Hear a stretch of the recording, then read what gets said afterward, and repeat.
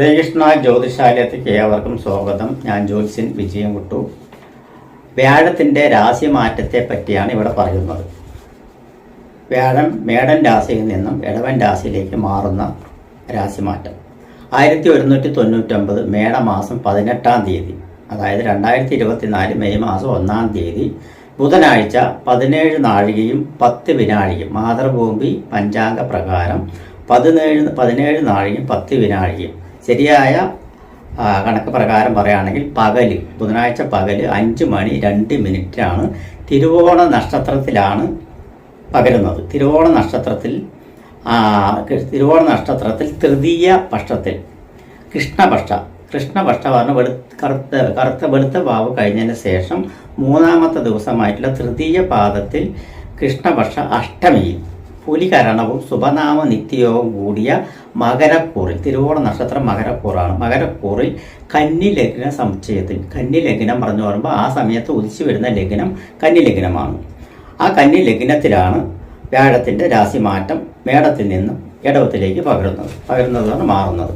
ഇടവരാശി പ്രകാരം വ്യാഴം ഭാഗ്യസ്ഥാനമായ 9 നിൽക്കുന്നു. അതായത് കന്നി ലഗ്നത്തിൻ പ്രകാരം, കന്നി രാശിയുടെ പ്രകാരം, കന്നി ലഗ്നത്തിൻ്റെ പ്രകാരം 9-ാം ഭാവത്തിൽ, അവിടെ ഗ്രഹസ്ഥിതി ഒന്ന് ചിന്തിച്ചു കഴിഞ്ഞു പറഞ്ഞാൽ കന്നി ലഗ്നത്തിൽ തന്നെ സഞ്ചരിച്ചുകൊണ്ടിരിക്കുന്ന കേതു, 5-ൽ ചന്ദ്രൻ, 6-ൽ ശനി, 7-ൽ ചൊവ്വ, ബുധൻ, രാഹു, 8-ൽ സൂര്യൻ, ശുക്രൻ, 9-ൽ വ്യാഴൻ. 9-ാം ഭാവത്തിൽ, ലഗ്നത്തിൻ്റെ 9-ാം ഭാവത്തിൽ വ്യാഴം വരുന്നത് വളരെ ശുഭകരമാണ് എന്നാണ് പറയുന്നത്. അപ്പോൾ വ്യാഴത്തിൻ്റെ രാശിമാറ്റം ഒരു ഗുണകരമായിട്ടുള്ള ഒരു മാറ്റം തന്നെയാണ്, വളരെ ശ്രേഷ്ഠമാണ് എന്നുള്ളത് പറയുന്നത്.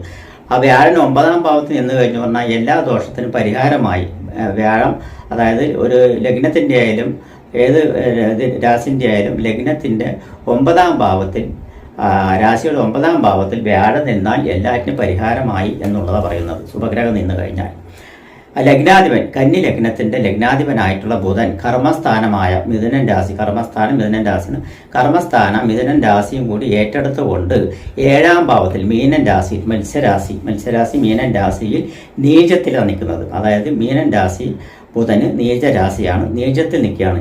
എന്നിരുന്നാലും നീചഭംഗ രാജയോഗത്തോടു കൂടിയിട്ടാണ് നിൽക്കുന്നത്. ആ നീചഭംഗ രാജയോഗത്തോടുകൂടി നിൽക്കുകയാണെങ്കിലും അവിടെ യോഗം ചേർന്ന് നിൽക്കുന്നത് രാഹുവിനോടൊപ്പവും ചൊവ്വയോടൊപ്പവും.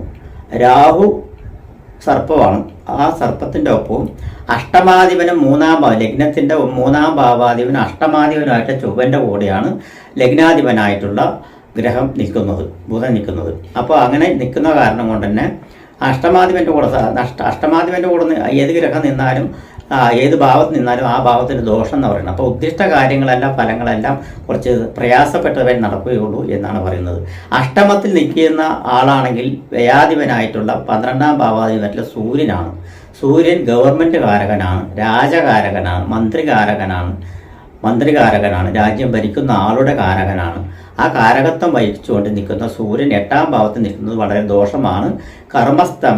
അതായത് രാജ്യം ഭരിക്കുന്ന ഭരണകർത്താക്കന്മാർക്കും അതുപോലെ ആ മേലാധിത്യം വഹിക്കുന്ന MLA തൊട്ട് പ്രധാനമന്ത്രി വരെക്കുള്ള സാക്ഷ്യം വഹിക്കുന്ന മന്ത്രിമാരായാലും MP-മാരായാലും അവർക്കെല്ലാം വളരെ ബുദ്ധിമുട്ടുകളോട് കൂടിയിട്ടുള്ള ഒരു ഫലങ്ങളായിരിക്കും വരുന്നത് എന്നാണ് പറയുന്നത്. അതിൻ്റെ ഓടൊപ്പം തന്നെ അഷ്ടമത്തിൽ നിൽക്കുന്നത് സൂര്യൻ്റെ ഓടൊപ്പം തന്നെ ശുക്രനും കൂടിയാണ്. ശുക്രനും കൂടി നിൽക്കുന്നത് കാരണം എന്താണെന്ന് വെച്ച് പറഞ്ഞാൽ ശുക്രൻ 2-ാം ഭാവാധിപൻ 9-ാം ഭാവം. ശുക്രൻ സ്ത്രീകാരകനാണ്, വാഹനകാരകനാണ്. അപ്പോൾ സ്ത്രീകൾക്കെല്ലാം വിഷമം പിടിച്ചുള്ള ഒരു സമയമായിരിക്കും ഈ വ്യാഴത്തിൻ്റെ രാശിമാറ്റത്തോടുകൂടി വരുന്നത് എന്നാണ് പറയുന്നത്. സ്ത്രീകൾക്ക് അപമാനം വരിക, സ്ത്രീകൾ സംബന്ധമായിട്ടുള്ള ബുദ്ധിമുട്ടുകൾ വരിക, സ്ത്രീകൾക്ക് കൂടുതൽ പ്രശ്നങ്ങൾ വരിക, അങ്ങനെയുള്ളത്. വാഹന സംബന്ധമായിട്ടുള്ള അപകടങ്ങൾ കൂടുതലായിട്ട് വരിക, വാഹനപരമായിട്ടുള്ള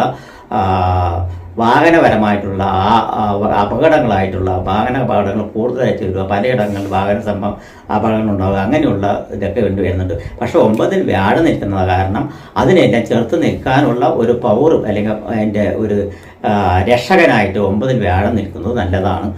അപ്പോൾ ഓരോ രാശിക്കാർക്കും എങ്ങനെയുണ്ട് ഫലം വരുന്നുണ്ട് നമുക്ക് നോക്കാം. മേടൻ രാശിക്കാർക്ക് ഇതുവരെ ജന്മത്തിൽ സഞ്ചരിച്ചുകൊണ്ടിരിക്കുന്ന, രാശിയിൽ തന്നെ സഞ്ചരിച്ചുകൊണ്ടിരിക്കുന്ന വ്യാഴം 2-ാം ഭാവത്തിലേക്കാണ് മാറുന്നത്. രാശിയുടെ 12ാം ഭാവാധിപനും 9ാം ഭാവാധിപനുമായിട്ടുള്ള വ്യാഴൻ 2ാം ഭാവത്തിൽ വരുന്നത് കാരണം ഇതുവരെയുള്ള കുടുംബപരമായിട്ടുള്ള പ്രശ്നങ്ങളും ധനപരമായിട്ടുള്ള പ്രശ്നങ്ങളും വാക്ക് സംബന്ധമായിട്ടുള്ള പ്രശ്നങ്ങളും വാക്കുകളാൽ ദോഷം വന്നിരിക്കുന്ന സംഭവങ്ങളെല്ലാം നിവൃത്തി അതെല്ലാം തരണം ചെയ്തു പോവുകയും അതിനെല്ലാം പ്രശ്ന പരിഹാരങ്ങൾ തീർക്കാനുള്ള അവസരങ്ങളാണ് വന്നു ചേരുന്നത്. ധനസ്ഥാനത്ത് നിൽക്കുന്ന ധനകാരകനായിട്ടുള്ള ഗ്രഹവും കൂടിയാണ് വ്യാഴം. അപ്പോൾ അത് കാരണം കൊണ്ട് ധനസംബന്ധമായിട്ടുള്ള ബുദ്ധിമുട്ടുകളെല്ലാം മാറി ധനപരമായിട്ടുള്ള നേട്ടങ്ങൾ വരും, ധനലാഭങ്ങൾ ഉണ്ടാവും, അപ്രത്യക്ഷപരമായിട്ടുള്ള ധനലാഭം ഉണ്ടാവും, ഭാഗ്യവശാൽ ധനലാഭം ഉണ്ടാവും, ധനലാഭങ്ങളുണ്ടാവും.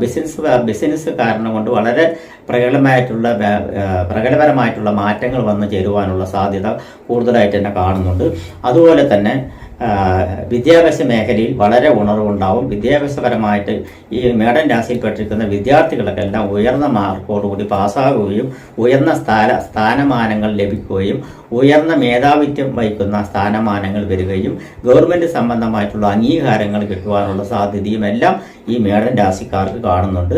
സ്വർണ്ണാഭരണ സംബന്ധമായിട്ടുള്ള മേഖലയിൽ പ്രവർത്തിക്കുന്നവർക്കെല്ലാം അത്യപൂർവമായിട്ടുള്ള ബിസിനസ് നേട്ടങ്ങളും അതുപോലെ തന്നെ ബിസിനസ് രംഗത്ത് പുരോഗമനങ്ങളും ബിസിനസ് പരമായി പ്രവർത്തിക്കുന്നവർക്ക് പുതിയ ബിസിനസ്സുകൾ ചേർത്ത് പിടിച്ചുകൊണ്ട് പുതിയ ഷോപ്പുകൾ തുടങ്ങാനുള്ള അവസരങ്ങൾ, ആ വിപണിയിൽ തന്നെ വർക്ക് ചെയ്യുന്ന വർക്കേഴ്സുകൾക്ക് വളരെ ഗുണകരമായിട്ടുള്ള നേട്ടങ്ങളും മനസ്സിന് സന്തോഷങ്ങളും ആഭരണ ശേഖരണങ്ങളും, കുടുംബത്തിൽപ്പെട്ടിരിക്കുന്ന സ്ത്രീകൾക്കാണെങ്കിൽ ആഭരണങ്ങൾ വാങ്ങിച്ചു കൂട്ടുവാനുള്ള വ്യഗ്രതയും എല്ലാം കാണുന്നുണ്ട് എന്നാണ് പറഞ്ഞത്.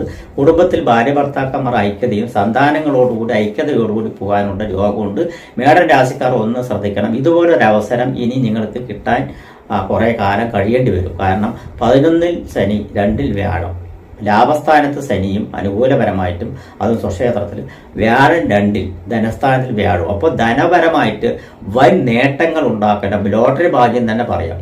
ലോട്ടറി ഈ രാശിയിൽപ്പെട്ടിരിക്കുന്ന രാശിക്കാർക്ക് 2024 തൊട്ട് 2025 വരയ്ക്കാണ്